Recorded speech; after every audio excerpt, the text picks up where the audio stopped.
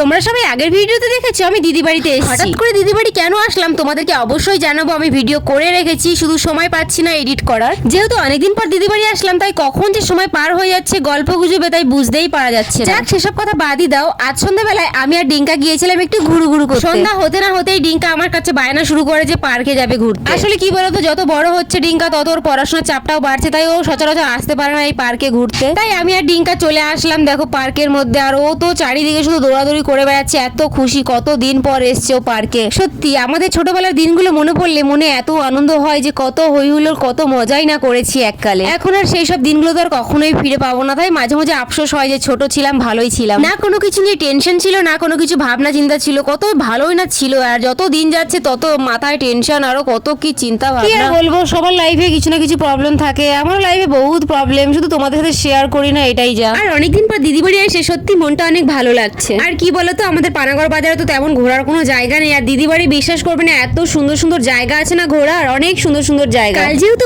মহালয়ার আগের দিন কিন্তু অনেকেই পিকনিক করে থাকে, তো আমরাও প্রত্যেকবারই করি।